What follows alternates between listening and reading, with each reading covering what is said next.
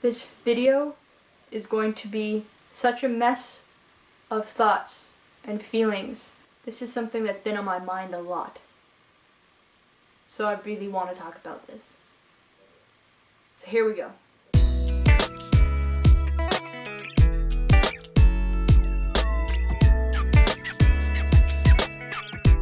If you're someone that frequents YouTube as much as I do, this probably won't come as news to you. But there was a dramatic moment in the YouTube community, in the YouTube world, that spread outside of this bubble. It spread so much so that my mom, that listens to French radio in Montreal, heard about it. The people and the radio hosts of this French show talked about PewDiePie, talked about that situation. For those of you that don't know, in a very, very, very small way to explain it, there were things that he had said in a video and people, other exterior medias went in and got more evidence to prove something. Basically saying that he was a racist. Yes, the joke that he made in the video was a mistake and he has apologized for that. But the rest of what happened blew up to a greater extent than it needed to. So I'm not going to talk about this specifically. I want to talk about YouTube in the world of media, in the media industry. When YouTube first started, it was its own little amazing world where you could share things to everyone. And you could post videos about whatever you had. Now YouTube has blossomed into this beautiful platform that you can share your life, you can share opinions, you can share stories, you can share skits, ideas. The creative paths in YouTube is phenomenal. It's turning into a place that is catching the attention outside of this YouTube community bubble. The difference between outside media and YouTube is that here there is such a creative freedom. We don't have to conform so rigidly to a PC way of speaking. This means that we can make jokes, we can talk about things, we can swear, we can talk about sex, we can be angry, we can cry, we can do all these things because it's our place. This is my channel, so the YouTube videos that I put out are stuff that I want to put out and that I've created. There's no one else but me involved in this. There's no one else involved in the approval of a video. As a general rule of thumb, you don't spread hate in life. Of course you don't spread hate in videos. There are certain things that you just don't do as a normal human being that apply to this. The spotlights that are on today's YouTubers are the same spotlights that are on normal mainstream celebrities. These paparazzi, journalists, exterior whatever, are expecting those same check marks, those same bullet points in your standard celebrity as they do in YouTubers. And that can't happen because they're so different in the way that they create. They're so different in the way that those large YouTubers' businesses are made and are created.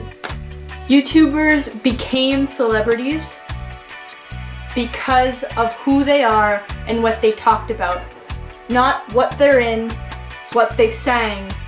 These YouTubers are talented in their own facets, in many different facets, but they are known and loved and popular and YouTube celebrities because of who they are and what they create.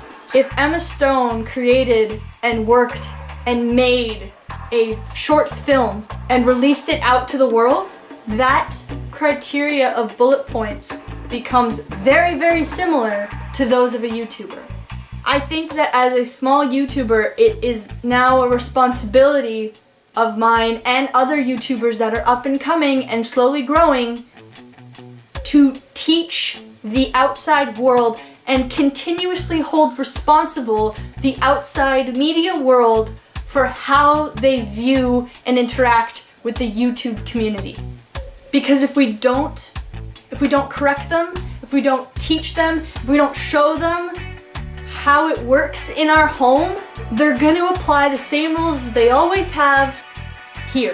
You'll hear this a lot in many videos about these kinds of topics, but there's something called context. The context in which something is said is super important. Context makes it so that if you're a YouTuber that has released over 1,000 videos where this joke or sense of humor is common and is a regular thing that people look for, then it shouldn't be an issue when that one outside media source has a problem with it, even if they're influential as a group out there. It's hard to find connection in these ideas and in these points. If I became a huge YouTuber one day, I wouldn't want my channel to be a place that is censored, where I have to watch what I talk about or how I talk about it, because news might pick up on me and there might explode into this whole situation. This is a big example. This is a large scale, exaggerated example, let's say. If one day I decided to get into BDSM, on a normal celebrity basis, it would be all over the news, it would be all over every kind of Facebook, social media thing going, guess who is into BDSM these days?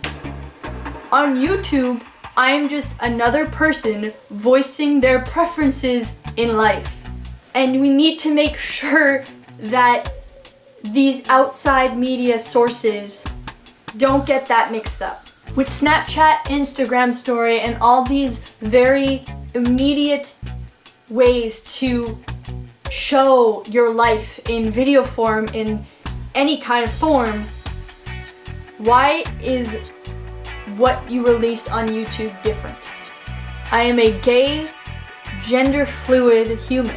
In mainstream media, that wouldn't fly very well. I mean, now they're coming around to it, but even then it'd be talk about, well, how is your gender fluidity playing into your new role in this movie? How is your being in a relationship in this film with a guy affecting you as someone who's gay?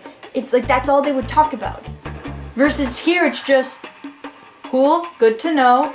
Hey, tell me about your trip to Florida. I don't know how I want to finish this. And I don't know if anything that I said made sense or resonates with you.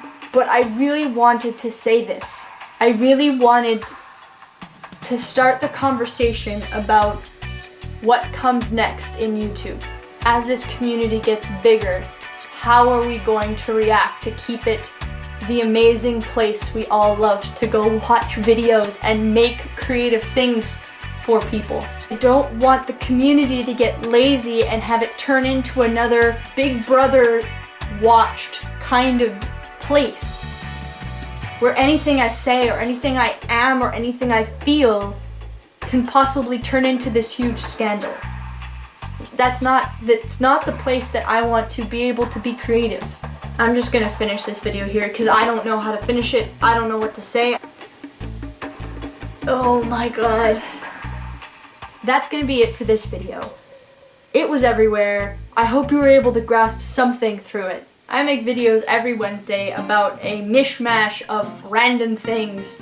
And if you want to come and listen to me more often, hit the subscribe button, and there's also a bell down there that will notify you when I post a video. Leave a comment down below with what you would want me to talk about next week. Or maybe a skit that you want to see, or something that you would want to see me do next week. Hang in there. You're doing great. And I'll see you next week. See ya.